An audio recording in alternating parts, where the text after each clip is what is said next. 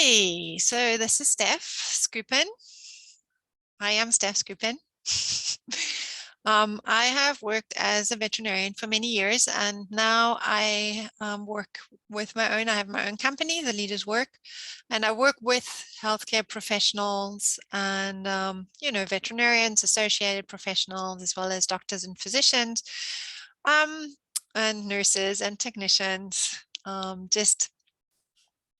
helping people like you to look at the stress that we're experiencing, to reframe stressful work situations so that we can be more confident and more relaxed at work and also have more energy left over to enjoy our lives out of work.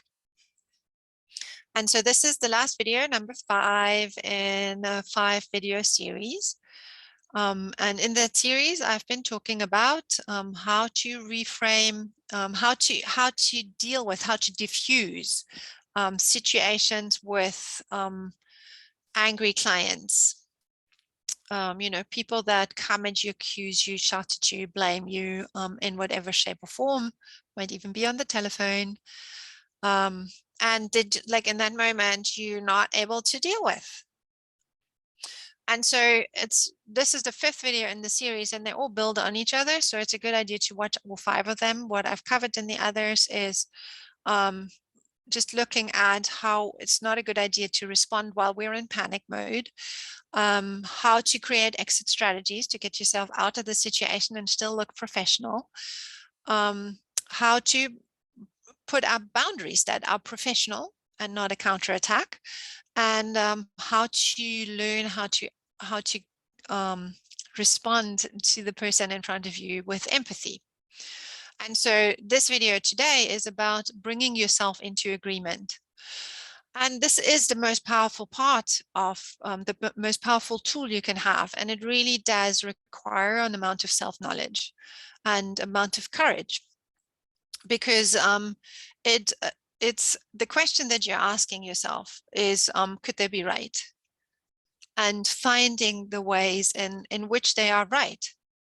And the knowledge that this is an important thing to do is that, and I'm sure you've heard that, is that if somebody shouts something, or if somebody accuses me of something and it hurts me, that means that part of me believes it to be true. And so, because now I'm hurt, I put up a defense. Behind that defense, I'm not able to learn. And, the person in front of me doesn't feel heard. They actually just feel counterattacked. And so that is completely useless, basically. Not to say that this is sometimes the best we can do, and it is, and it's no good to, should and blame ourselves for that. It's just how it is. And then, we move on and we take note, and hopefully next time we've learned from it and we can respond better. But so let me get back to this question of, could they be right? And so this is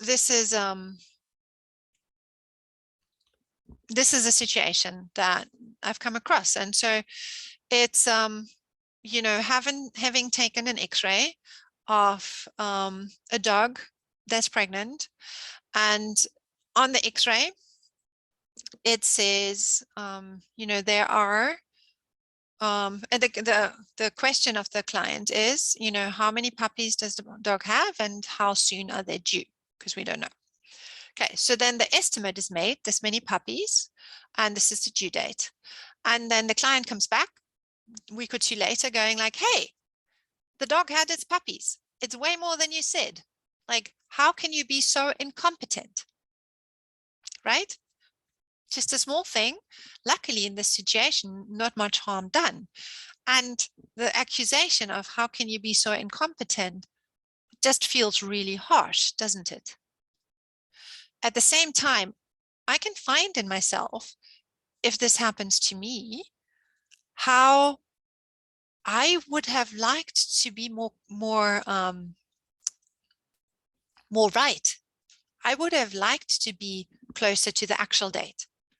I would have liked to be more accurate. I would have liked them to say, hey, you did exactly the right amount of puppies. So in that way, I'm feeling hurt because I agree with them. That's the reason I'm feeling hurt. I have doubt in myself as to my competence. Could I not have done this better? And, so you just ask yourself the question, and maybe you could have, or maybe you couldn't have. Like maybe another veterinarian was asked and that person also said, yeah, this many puppies, that due date sounds about right.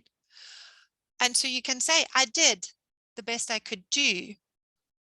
And I agree with you. I'm also disappointed. I feel also disappointed with that. And so this is how you can see, how you can say, you're right, this is disappointing. And then, you can say, well, I'm glad to hear that you're fine, that the dog is fine. Nothing went wrong. Thank you for letting me know that. I can meet you in the relief of that, even though I gave you the wrong information. It didn't turn into a problem. And I'm glad to hear it. Thank you for sharing that. And you want to go and see another practice? I understand. That's okay with me. Where shall I send the records? And at the same time, I'm happy to see you back anytime. And if you can respond with like this, chances are they might be coming back because, hey, there are not that many people who can accept or can, can say in that way, like, yes, you're right. Like throughout my career, I made mistakes. Of course I did. And some of them stayed with me for years. The people shouting at me, and not all of them were huge mistakes where people would like completely freak out and try and walk all over me. But those moments stayed with me as stressful memories until I went to the point to ask myself, where were they right? How was it that they were right? And when I can see that, then I can let it go because it no longer hurts. I'm in agreement with that person. So there's your professional ways of dealing with those really stressful and hurtful and uncomfortable, deeply uncomfortable situations that you will run into in your career with clients. And, these strategies are just as well used for family or friends or other people you have discussions with. So remember, there is a freeze. There's a growth zone where you can learn and a freeze zone when you can't learn or respond well anymore. So have an exit strategy out of that freeze zone. Have a way of putting up a boundary, but keep in mind that a boundary is a temporary measure. Get yourself to a place where you can respond with empathy, and then where you can actually see why what they're saying hurts you, where you can bring yourself into agreement with that person. And when you're there, there's very little that they can say that will hurt you anymore. Because you understand that what's hurting you from what they say is in here.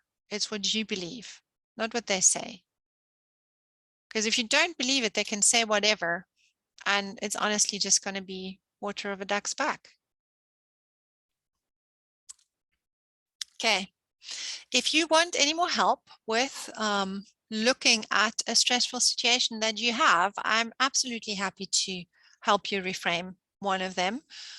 So if you're interested, reach out and we'll schedule a stress-free medical career strategy session for you. And I'll help you reframe that situation that you've got in mind, that you've got problem with.